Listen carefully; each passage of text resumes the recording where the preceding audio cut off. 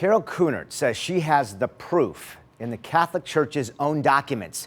She only has these records because they are from her brother's personnel file. He's a former priest who was just outed last month by the St. Louis Archdiocese as a priest with substantiated allegations of sexual abuse of a minor.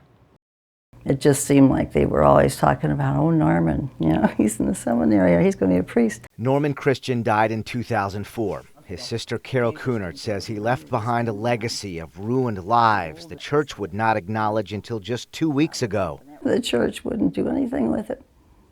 This is what he did. This must have been when he was out going around picking up kids. And he continued to serve. The church record shows Christian served at St. Peter's Church in Kirkwood, Ascension Parish in Normandy, Sacred Heart in Festus, St. William in Woodson Terrace, and St. George's in Afton.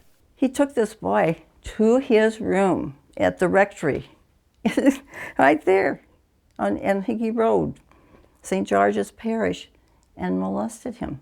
In this 1995 church personnel file Kuhnert obtained, it notes a boy molested in rectory 10 or 11 times. Says father did to him what happens in prison. The file adds, father reports sexually abusing approximately 12 persons between 1963 and 1986. Kuhnert says her own relatives never believed it because she said the church never acknowledged it publicly. They will not just be open, transparent, and let people know this is what's going on. In May 1995, the church removed him from active priestly ministry, while this memo from the Catholic Center to Christian Supervisor January 1996 advises to not disclose more than he judges necessary. He could handle this by stating that he's asked for an extended medical leave. In other words, lie to them, but he didn't say that. Just, tell them you're sick. They suggested that this stress is bad. Kuhnert says her brother continued getting paid by the church until 2002. She showed us this letter from Father Timothy Dolan. It reads, as of April 1st, 2002, you will no longer receive salary from the Archdiocese.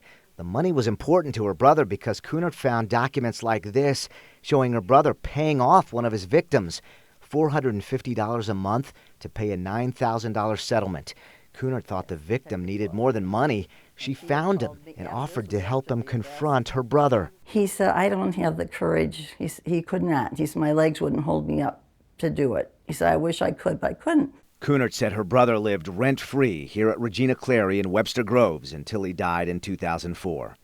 She published a book that contains every church document and personal letter in her brother's case. It's called No Longer on Pedestals.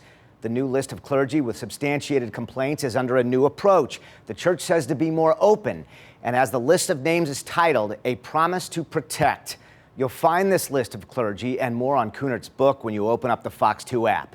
For the Fox Files, I'm Chris Hayes.